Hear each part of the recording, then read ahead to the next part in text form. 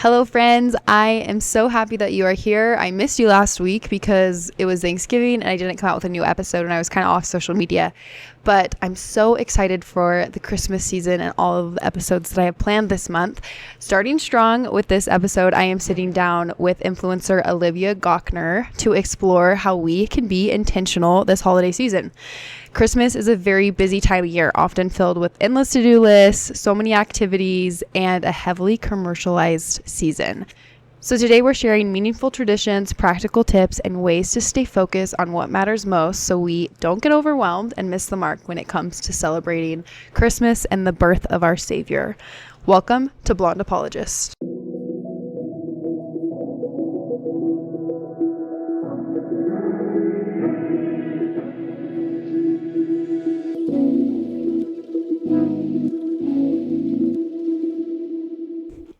Well, hello and welcome to a new episode of Blonde Apologist. I'm so thrilled with my guest today, like a dream guest. Olivia. You're so nice. Oh, really? Olivia Beth, or Olivia Gochnor, is joining me today, and I know you all know who she is, but we'll do more of an introduction.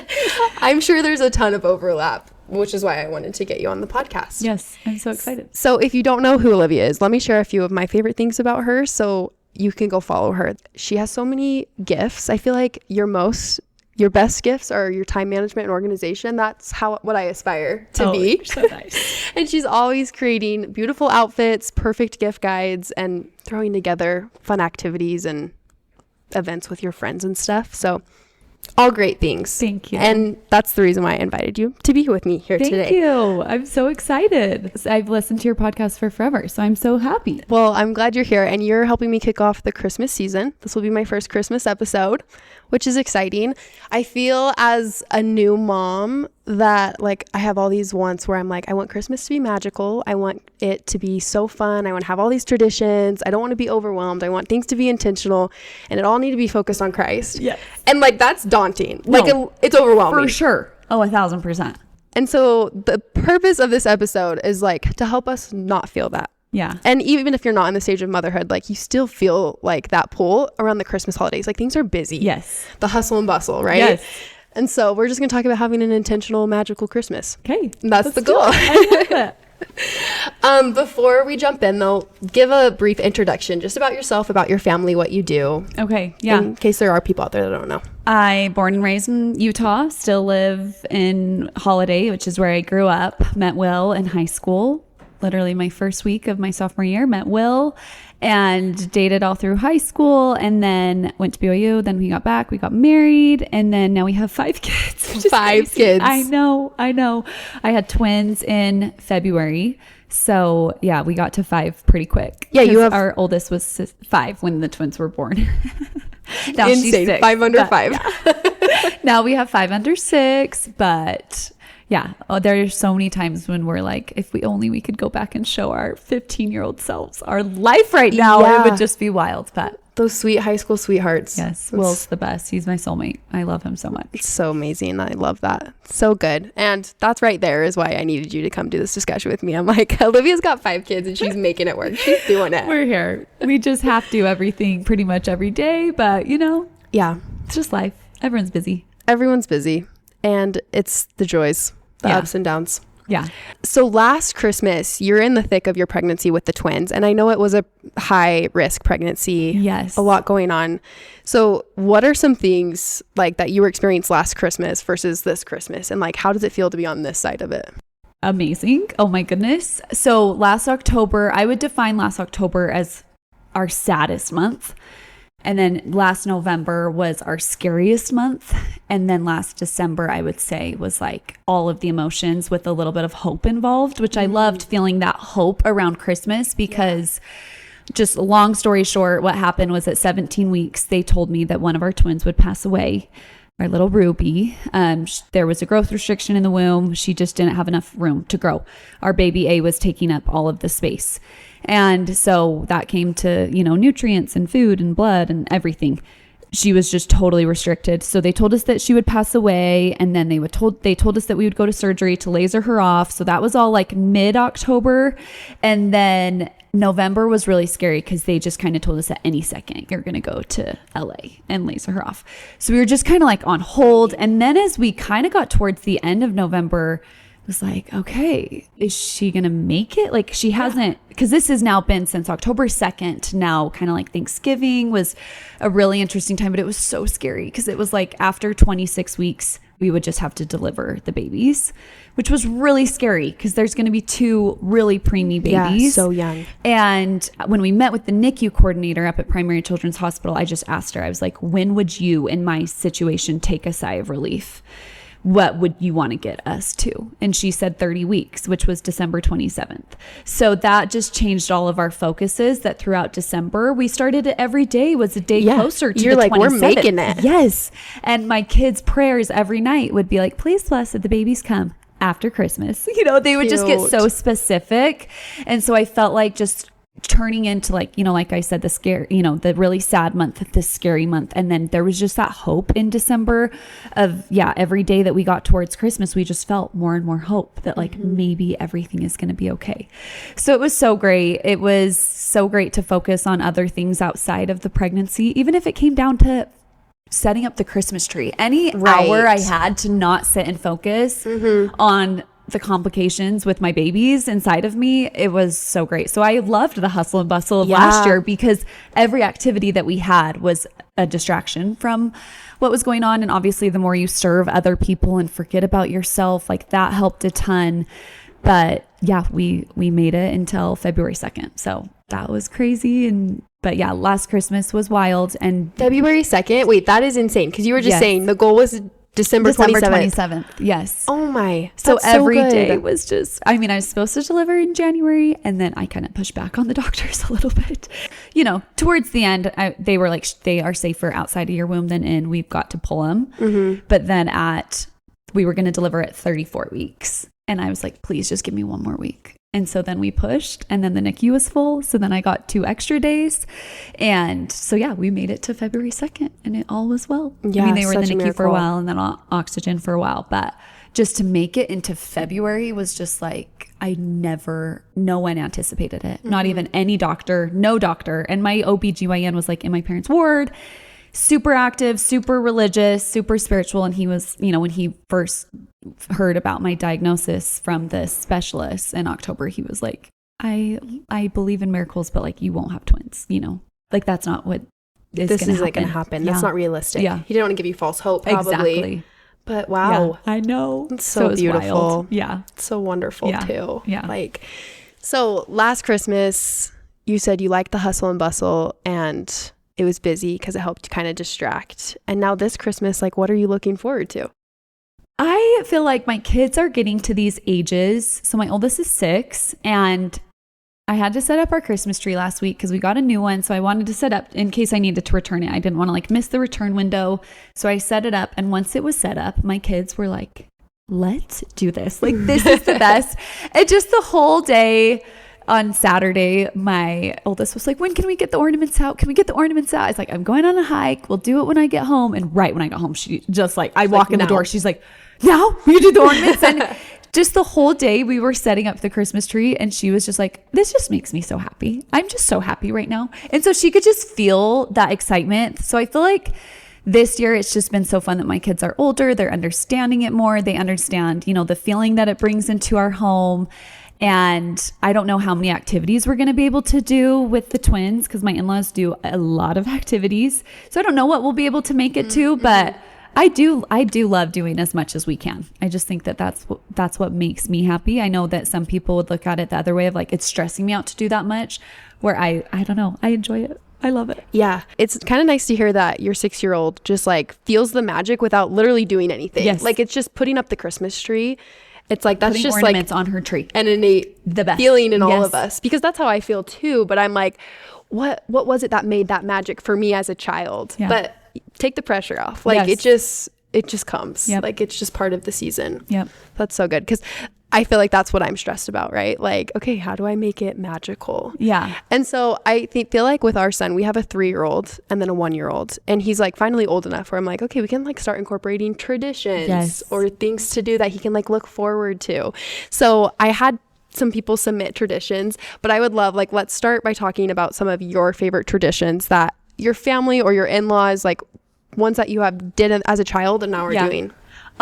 My favorite Christmas tradition, if I could think back, would always be going to my grandparents' house.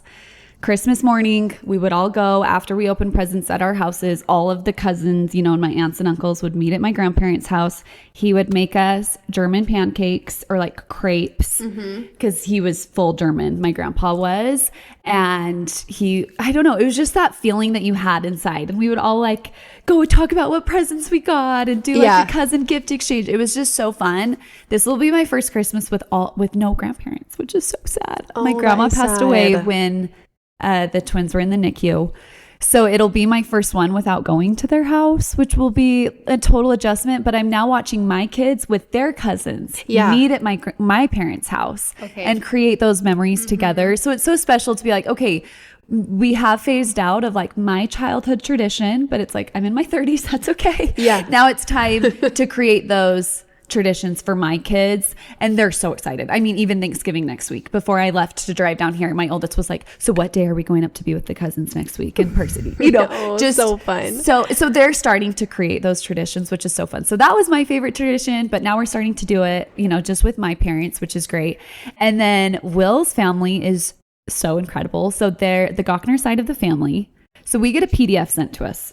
Okay. Of a calendar. Wait, how many siblings are in his family? There's 5 kids. Okay. Each of us come from 5.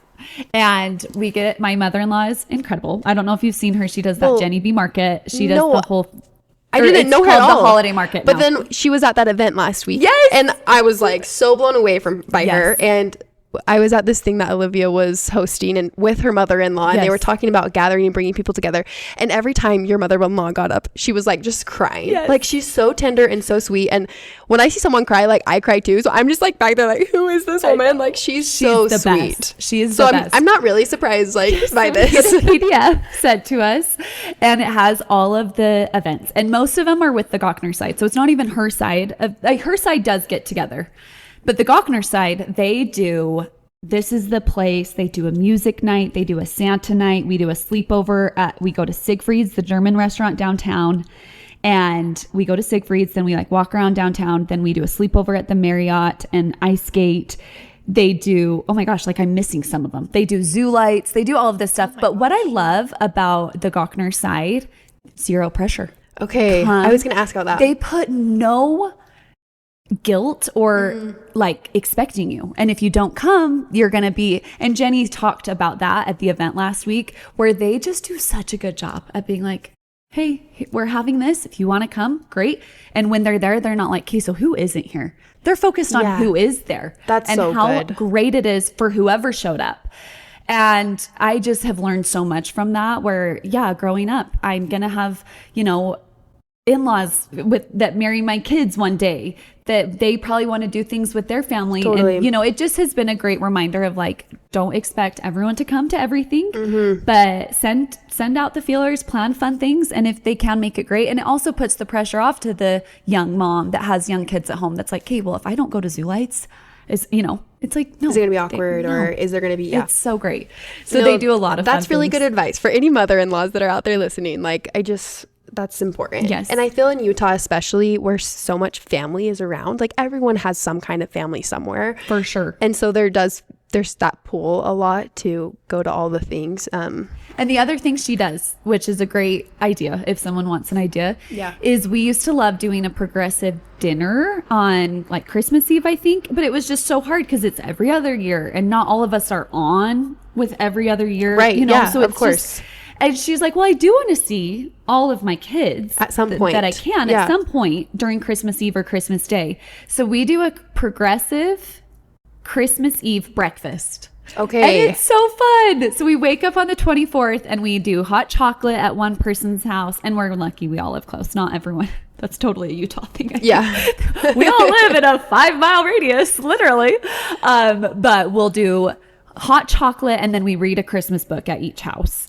And then we'll do hot chocolate, and then I think we did yogurt and granola and orange juice at the next house, and then we did like hopping houses. Yes. Okay. And then you get to see everyone's Christmas decor, and I don't know. I think it's really fun to be in their home on Christmas Eve morning, and then we drive to the next house, and we did like a breakfast casserole or like bagels or something, and then we end at his parents' house where we do like a spiritual message and then we're all on our way, whether we're with them on Christmas Eve or not, but it's a way to just all see each other. So I think she talked about that at the event too, where if nights aren't working, do a breakfast. Yeah, find something. Doesn't have to be a progressive dinner, progressive breakfast. Yeah, I like that. That's so good. Are there any traditions that you feel like helped the focus be on Christ more? You mentioned you guys do like a spiritual message at this progressive breakfast. So Jenny and Jeff, my in-laws, are so great at always adding a spiritual. My parents are too. That was it. But they always do such a great job at adding that kind of thing.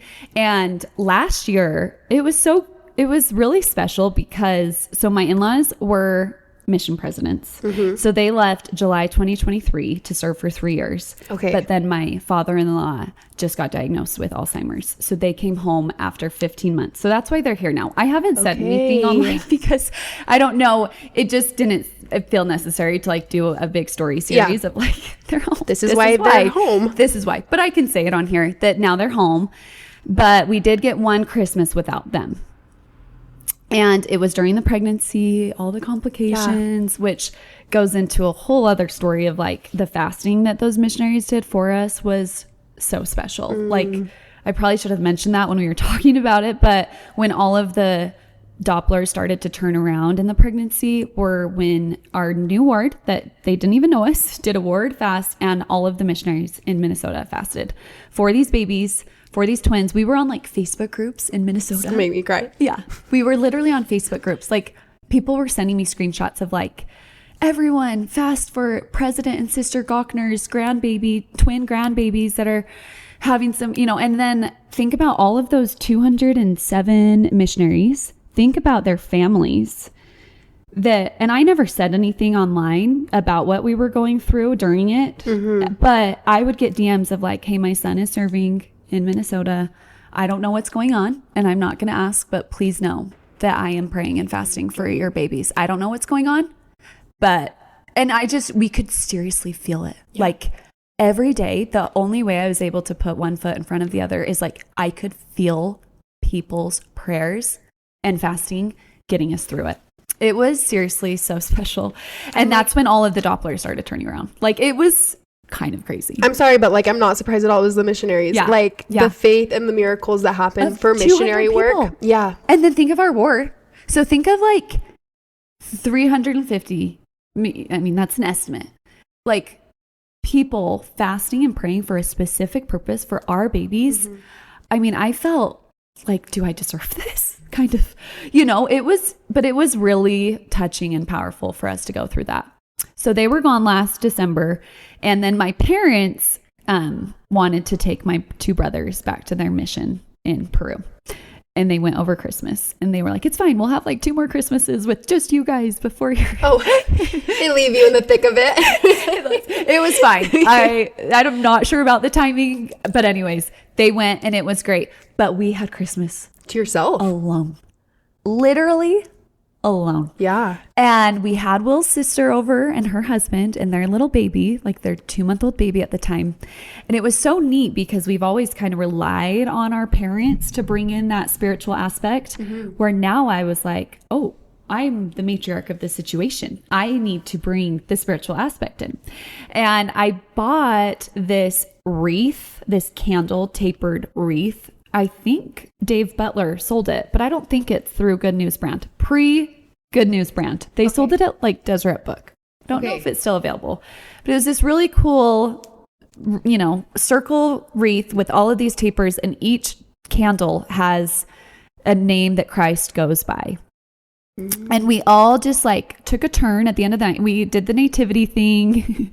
I went and got the costumes from my grandma. I think everyone does that. Did the nativity, which was hilarious because it was just like we were sending pictures to our family. Like, this is the it's just at Christmas Eve, you'll never think you'll have, because we don't have one side of parents, you know, there. And we did that. And then at the end of the night, we all took a turn, you know, me, Will, my oldest, I think my second oldest too, and then my sister-in-law and brother-in-law. And we each took one and read the name and blew it out until one by one, you know, it was like dark, and and then we said a prayer, and it was really a cool night to kind of like really focus on Christ, go through all of the names. Some of us would like pull up a scripture when it said shepherd, for example, and pull up a time that he was called a shepherd and like what that really means. And so, yeah, it was really fun last year to feel like, okay, now I can't rely on my parents to bring in the spiritual aspect to it. It's now my turn. And we'll be with both sides this year now, because now everyone's back, but still it really instilled, you know, something in me that I still want to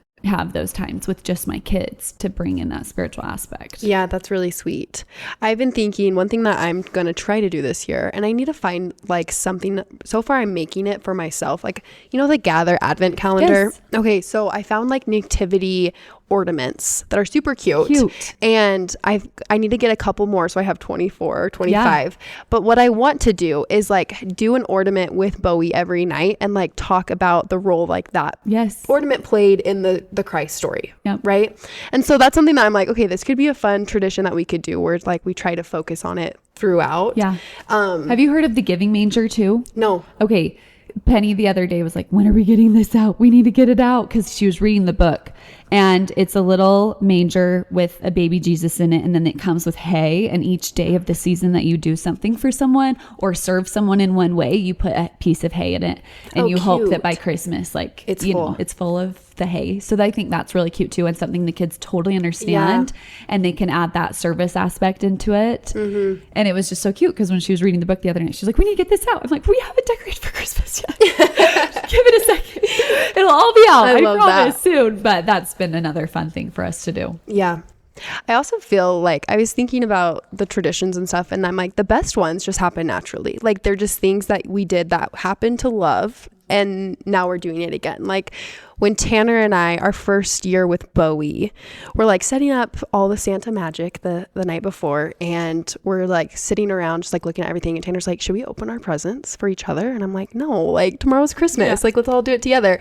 And eventually he talked me into doing it, and we opened it, just the two of us. But then the next day was like solely focused on our son, and like now we've continued to do that because that's more fun. Like we get to, it's not like our son's going to care to watch us open our presents and you just get so busy by the time they're opening everything. It's like, okay, hurry and open your present. Did you open it? Did you like it? Okay. Like we have to go do breakfast. We have to go to our parents' house. And I love that. It was so nice to just sit and like with each other and like open and look through stuff. And then we just like, we put them back under the tree so that we could see like we did our presents too. Exactly. Like this is what daddy got. Cute. But yeah, like that's now just become a tradition. And so things like just like naturally happen. But growing up, we did the nativity every Christmas Eve. I think like that's a staple for most people. Yes. And it was so fun because we would do it with another family friends. I grew up in Oklahoma, and so we didn't have a ton of family around us. Yeah. And the family that we did have weren't even members of the church or even really Christian. And so we would get together with some of like our ward family. Yeah. On Christmas Eve, and like all of us as teenagers and like as preteens, like we would put on the craziest outfits and like get so decked out, and like we would put it on as like a play for the parents, right? Yes. And it was so fun. And so I'm not in that stage. Like my grandma, she messaged us and she was like, okay, one of my grandmas lives here. She's like, okay, so should we do a nativity set with the kids? I'm like, they're 3 and 2 years old. Like, am I going to be married? Yeah. I'm like, I'm not sure. That's literally because we didn't have anyone last year. Oh, I was totally married, still knocked up. You're pregnant. Perfect. I still had my 1-year-old as like the Jesus while I'm still pregnant. I'm like, plot twist. Yeah. Oh, that's too good. Any traditions that you and Will have started, just the two of you, like that you haven't taken from both families? Ooh, the candle one was definitely one that we want to start doing. I mean, we didn't grow up doing many dedicated service projects, I would say. I mean, there's always like a feeling of like, if you can serve someone and give throughout both of our childhoods. But I feel like since 2020, so 4 years now, we've always, I think before that, whatever. We've done something with Serve Refugees, which is great. Like, 4 years ago, if anyone remembers on my Instagram, I just was like, okay, Venmo me. If you Venmo me, it's all going to go towards these refugees, serve refugees. And like, if you Venmo, you're entered to win like this big giveaway box of that's a so ceremony and this and that, which someone DM'd me. I was like, that's actually illegal. You're paying people to win something. It's like gambling. I'm like, You're like, yeah, we'll I'm see. small enough. It's just gonna literally, I'm like, no one knows who I am. It's gonna be okay. Anyways, but like more and more brands started entering, and like to give in the giveaway box, it got so big. Oh, and then more and more people started to Venmo because it was like, wait, this I is want really this. good. Yeah. So we ended up raising like $27,000. Oh my gosh, amazing. Yes. And then I was able to like cut. I think I cut like a couple $2,000 checks and then a lot of like $1,000 checks. And we went and delivered them to like a bunch of refugee families in the greater Salt Lake area. And so that was just so cool. And then the next year, I can't remember what we did the next year. It would probably take me a second to remember, but we've always done something with them, whether it was like a sub for Santa. So, I mean, if you're in the Salt Lake area, they're a great resource at knowing exactly like what they need. Like right now, they need new coats, they need backpacks. So Will and I have started to make sure that every year, no matter what, we do something for a family, which has been so great. Like since my kids were really little, we've been able to anonymously drop off a bunch of Christmas presents for someone and run away. And they're like, what did we just do? And it's hard because you have to toy the line between being SANTA, if any kids are in the car listening right now, you know, and kind of explaining like some people just need help right now. And that's when we're so lucky that we're able to help other people feel the spirit of Christmas if it's stressing them out more than it. Totally. A lot of people feel more stressed around Christmas time than they feel the joy. So we've been doing something like that every year, which has been so fun for the past like 5 years. Yeah, we do that as well. And we do it through Sub for Santa, which is, it's so easy. Like if you don't know, like you can just go on Sub for Santa and you can say how many people you're willing to buy for and even how far you're willing to drive to drop off. Right. And we started doing that our first year married. So even when it was just the two of us and like we had to like save to do it, you know, and it was, I don't know, it feels so good. Like at the end of the day, like there are people who might not be enjoying the holiday spirit because of the stress. And as a parent, like I can't imagine like feeling like I can't provide what I want to for my children in that way. Yeah. And you know, they go to school and everyone's talking about what they got. And so, yeah, it's become a tradition where like Tanner and I pick a date night and it's like what we do for our date night where we'll go and we'll divide up who we're buying for and we'll just go through Walmart, Target, whatever, and then wrap everything. And just like, we have to devote a pretty good amount of a date night to do that, and then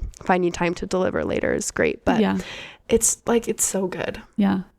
So, really and is. I feel like too, when my children are older and they can participate, that will be special as well. Like even like as teenagers, like especially at that age where I'm like, okay, yeah, we're buying for other people and we're helping them. Yeah. So for sure. That's a tradition that we have started as well. And I know my parents found ways to give and do that when I was growing up as well. So I think that's where I learned that from. Yeah.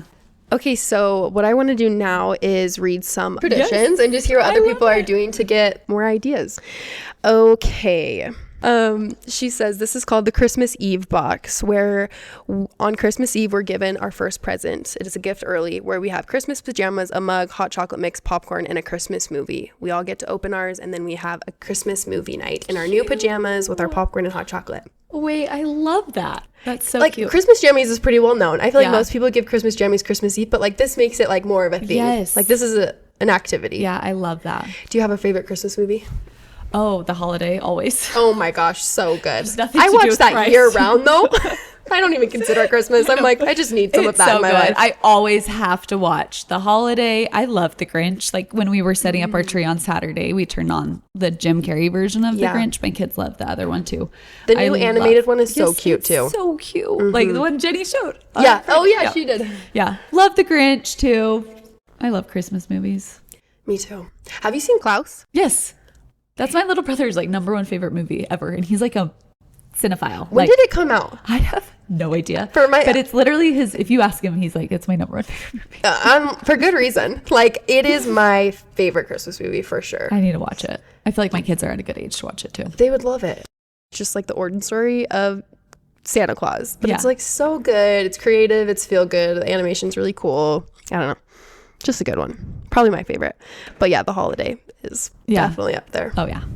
Okay, this person says, my brother and I stay at my mom's house on Christmas Eve and with our families every year. We still sit at the top of the stairs on Christmas morning until my mother tells us we can come down to the living room to see Santa.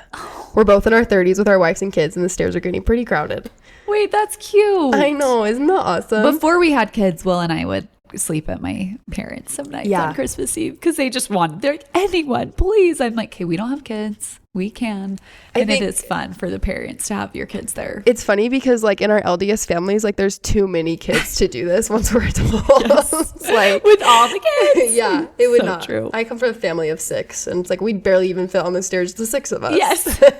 So true. This one's super cute. She says, my grandpa would always get on the roof about an hour after our bedtime and stomp around and on the roof with sleigh bells. Cute. Is that not amazing? As a kid, magic. If that happened, you would be freaking out. Yes. Like imagine Penelope hearing that. Oh, she would freak out. Wait, that's really sweet. I need to pay one of my neighbors to do that. I know. I'm like, Tanner would totally do that if we didn't live in a townhouse and he couldn't get up there. But like, I could see us doing this in the future. Yes. We do a Christmas party with Tanner's family where we do like a nice dinner, and we always like get one of the family members to be Santa. Cute. And when Bowie was, I think he was 1.5, like he was almost 2, and I thought, oh, like this is a great, like he'll think this is really Santa, because we had gone and sat on Santa's lap and he like loved it and stuff. And so Tanner dressed up for Santa for the party, and like they're talking back and forth, and he's like, what do you want for Christmas, Bowie? And like Bowie's talking all these things, and I'm like, Bowie, where did Daddy go? And he looks at me and he's like, Daddy's right there, Mom, and like points right at Santa. And the video is so funny, and I'm like, oh, he didn't even fall for it at 2 years old. Good luck as you get older. I know. Literally. What? Keeping the magic. It's hard. Yes. This person says, every Christmas, the kids in the house have wrapping paper put over the entrance of their rooms so that they can rip through it in the morning. It originally started as a way to keep certain kids in from getting out early. Yes. I feel like it's nice when your kids are younger and you can just literally the second they go down, do everything, go to bed. And I'm like, as my kids get older, it's going to be like, do we just wake up at 4 a.m. at this point? You know, because they just come out and all the times during the night. Oh man, we need to still think about what we're going to do. But that is a great way to keep them in. Yeah, then they can't see anything. Like at 11 p.m. open the door and you're like, you will know if they come out. Oh, that's a good idea. Smart. I'm gonna do that. Do your kids, how early do your kids wake up? Like how early are you doing Christmas? They wake up at 7. Okay. On the dot pretty much every day. So, I mean, if they were to wake up at 7 on Christmas, but they just get so excited. Like I feel like on certain holidays, they just want to wake up early and earlier, where I do love the idea of the wrapping paper thing.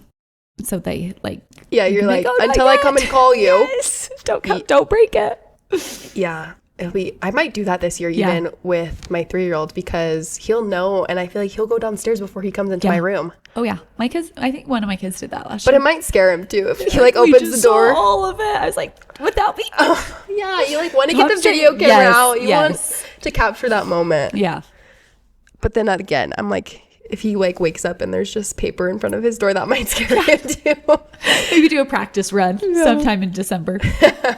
Okay, this person says, my family has a tradition of leaving riddles on cards that helps people guess what the present is before opening. Wait, that's kind of It ends up taking a long time, but it kind of slows down the process of opening gifts. Yeah. I feel like we always have somewhere to be. Yeah. That's our problem, is like, we need to be at the next place. Yes. But it would be so nice to slow it down and do stuff like that. Do you like, remember getting a DVD? You're maybe way younger than me. No. Getting a wrapped DVD, something the younger gen will never know. Being like, I know. This is a DVD. What movie is it going to be? That's so true. That's so true. We always got DVDs in our stockings too. Cute. Like, and then we'd all compare, like, what did we get? Yes. We were so excited. But imagine like a riddle of like, what movie is it going to be? Like, I feel like that'd be so good. And with AI, they could write those riddles so fast. Like, it might be a fun thing to do for the adults. Maybe the adults in my family is like, we'll do little riddles. Just use AI. Yeah. Because that'd be fun. Who doesn't love a good riddle? And I like slowing it down. Like, if we can slow it down. Yeah. And I feel like the more and more kids we have, the later the time we push for Christmas morning to get together. Mm-hmm. Of course. And it turned into like just telling Will's parents, like, why don't you just come to our house and we can open the presents there? Because I do think it's the transition between having your kids at home to having no kids is hard. Like, Yeah, and I true. always try and think of them and be like, imagine the day that your kids aren't in your house anymore. It's hard. So I just kind of am like, why don't you guys come over to our house? And so we like, I can serve it. Like I can make a casserole. Let's have you guys here. So we don't feel like we need to like Go rush over and be there by 10 a.m. So that's helped us to be able to slow down. So I love the riddle idea. That's good. Thinking about like how your parents are alone, like we're not going home this year, like for Thanksgiving or Christmas. The first time not doing that. And like I know my mom's like, why aren't you guys coming? We're going there in March because of my sister's farewell. But it is like nice to just invite them to you. Yeah. Like, it's like Just come. I feel like we're about at that stage with my parents. It's like you're gonna have to just travel to some of the different locations. Yep. This person says we always read the story of Christ's birth and act it out. It's a good one. All the cousins get together and pull a mattress into the movie room, and we watch our favorite movie, eat delicious food, and play games. We have a late night and then get together the next day after Christmas morning. So that's what they do on Christmas Eve. Fun. I know the cousin stuff does make it more magical. Yes. Like it's so fun. Just being with your cousins. And getting to like talk about what you got. Yes. I love that much. Like, yes, I got these things, but like I get to go tell them that this is what I got and compare and like you love that as a kid. This person says, growing up, my mom would buy little nativity sets and then bag the individual pieces with the scripture about it. We would doorbell ditch piece by piece to families delivering baby Jesus on Christmas Eve and then the Three Kings on Christmas Day. Cute. Yeah, that is cute, right? Like that's like they like acted out for them by like doing it on like different days with like the scriptures that go along with it. Yeah. When I was a teenager, we would do this. We'd pick a family in the Lord, and like leading up to Christmas, we would go doorbell ditch them and like leave them like treats and stuff. And we always did like younger families that we babysat and like stuff, people that we like interacted with. And it was so fun, like as a teenager to get to do that. Yes. So this is probably a more spiritual and cute way to do that. This one says, every year my wife and I buy an ornament for our tree that corresponds with something that happened that year. So we have a tree filled with all the things of weird, wacky years. Yep. We did like a little bride and groom one for the year that we got married. We have a house for the year that we bought a house. We have a bar of soap for 2020. We have like the year we went to Hawaii. We have a New York one for the yeah. Like, so like how do you pick like what? I mean, when we were in Minnesota, I totally looked for like something Minnesota-y for the year because we'll remember that being the year that we went and visited Will's parents. You know, because that was our one time that we went. Now that they're home, so we did a pontoon boat day on Lake Minnetonka one day, and then when we were in a gift shop, like the next day, they have these cute gift shops all around Minnesota. There was a pontoon. Like cute vintage pontoon ornament. So I bought it for our tree this year. Cute. I just like to think of like, okay, I probably should do something for the twins and not a pontoon. No, because then you have to do one for each of your children. Because then they'd be like, why didn't I have one my year? Yep. So anyways, I mean, maybe if I find something twin related, I mean, there's no rules. I could do two. Do you make ornaments of your children? Or do you just do the school ones? Yeah, just do the school ones. Which I'm or the church ones. with. Like the primary did the cutest ones last year of like Jesus on one side and then on the other side a picture of our kid. And oh my gosh, George was in trouble the other day. Just things, you know, and we we're like, Kate, if you know, we're gonna have to take your Christmas tree away because he's so obsessed with it. We're like, maybe that will help him listen. But I just like looked at the picture of on the Christmas tree of Christ, and then like on his little smile on the other side, I'm like, I can't even get mad at you. Like this is so stupid. Oh my Keep gosh. the Christmas tree. Yeah, you're like It's taking fine. the Christmas tree out, and you're like, I forgive you. Never mind. It's just the cutest little thing. Yeah, that's so cute. I don't know if I reward. I mean, he's in nursery still, so maybe the primary does do something. Yeah, it's so cute. That's so cute. Yeah. I know. I just love getting like different ideas and hearing what people are doing. Yeah. My suggestion too would be to write them down because I feel like what if you and Tanner open your presents one year on Christmas Eve and then totally forgot that you did that. And then, you know, so I like writing them down and saying, okay, I really loved that we do that this one year. Let's make sure that we do it every year. And I think also writing them down and seeing, you know, that there's a good amount that's obtainable and it doesn't feel overwhelming to you. They're all things that you look forward to. Totally.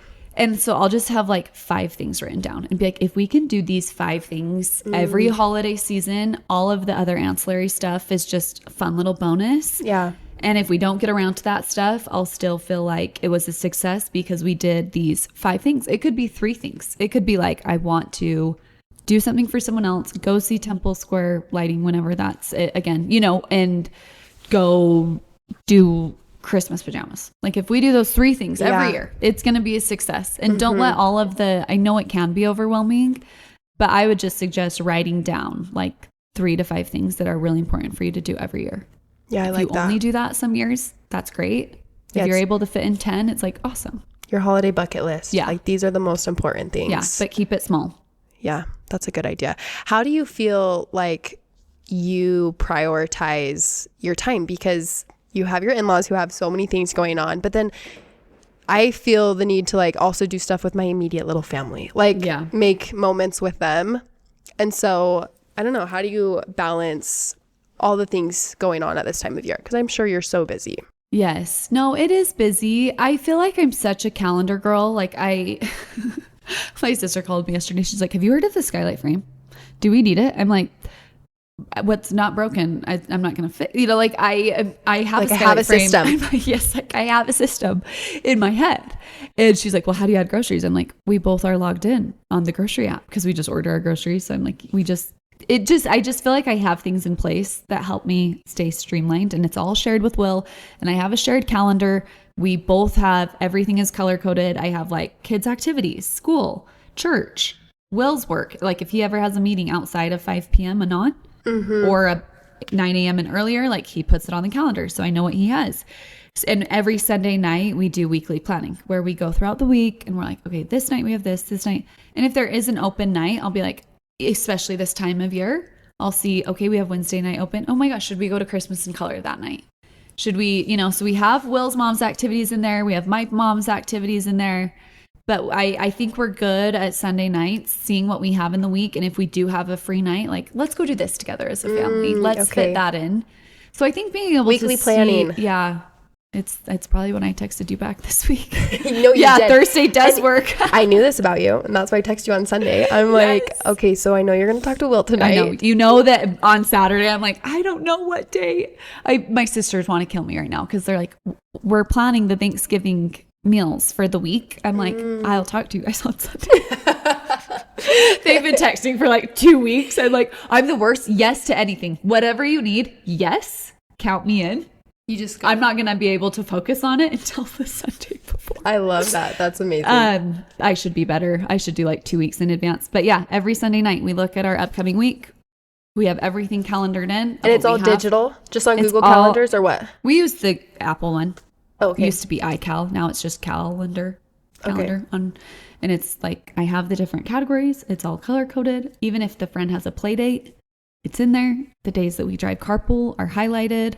I even have an editorial calendar of, you know, okay, like for example, tomorrow, I think the Get Out Past Black Friday sale goes live. And, you know, Just Ingredients starts on Tuesday. Better Days starts on Wednesday. Like I have all of that plugged in so I can see from a content perspective of like what to post about. And those are like all day events. So they're kind of more like banners at the top where everything else is like set in.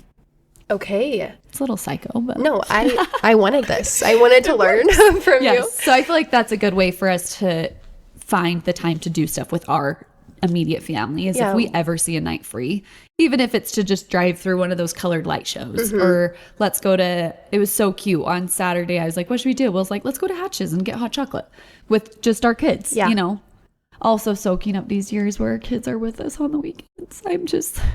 Penny is just becoming so social. And I'm like, when do I get to see you? Oh my gosh. When do I just feel like I hardly see her anymore and it breaks my heart. So like on a Saturday night, if we're all together, it's just my dream come true. And she's 6 years old.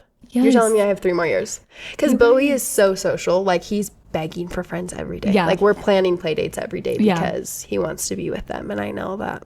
I know. And it's so great. You're so grateful that they do have friends. But she got home today at 3:30 and I was leaving right at 3:40 to drive down here. And so we saw each other for 10 minutes today.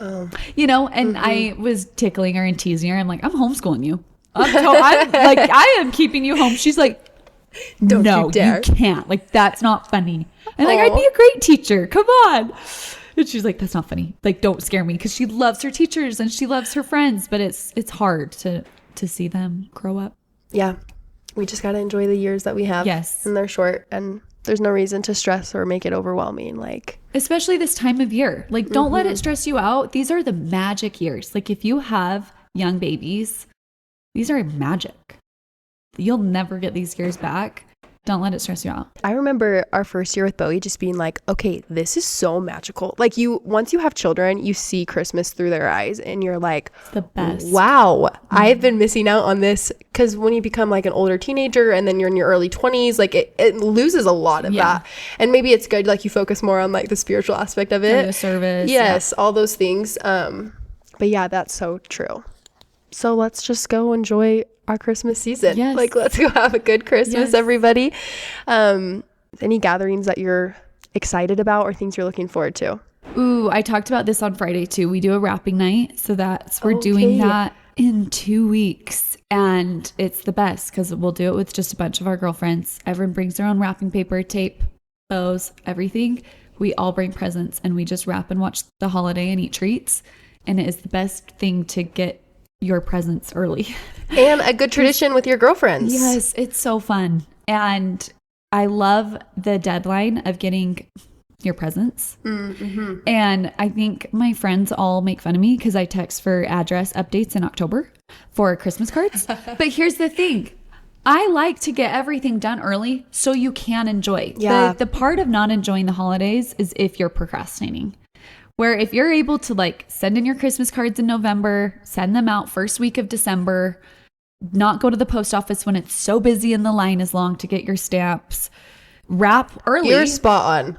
That's why it's stressful is when people do it at the final hours. Like, I don't know. I just try and get everything done as early as I can to enjoy it. Like, I have most of my presents just ready to go. That's good. Not wrapped because I'm waiting for wrapping night. But then it's like after wrapping night, we're chilling. Yeah. Let's go like watch a Christmas movie, do a blow up mattress, pop popcorn. Like, it just takes out, I always word it as like real estate in my mind. Like, if I can just get like the gifting part done, it takes off that real estate portion of my mind is like, okay, that's done. I don't have to stress about that. I have room to think about other things. So I just feel like the earlier you can get things done, the more you can enjoy the season. That's such good advice. Might be a little bit late with the podcast coming out the first week of December. That's okay. There's still time. Yes, It'd there's be one thing time. if this was coming out on like the 20th, but Yeah, no. set a goal in your mind of like, you know what? I want to be done with everything by December 12th. That still gives you such a good chunk of time to enjoy and relax. Also, a plus with that is Christmas trees are more magical with presents under them. Yeah. So if you're like wrapping them and they're already under the tree, like for the whole so month, cute. like most of the month or whatever, like that's great. Yeah. And there's a tradition that I started doing. I think last year was my first or second year, where Christmas Eve night, there's a pianist. She plays all of these spiritual songs in a church on Christmas Eve at 10 p.m. or 11 p.m. And it is one of the most spiritual. You go in, it is silent. You do not talk as you walk in. You sit in the, sacrament in the benches.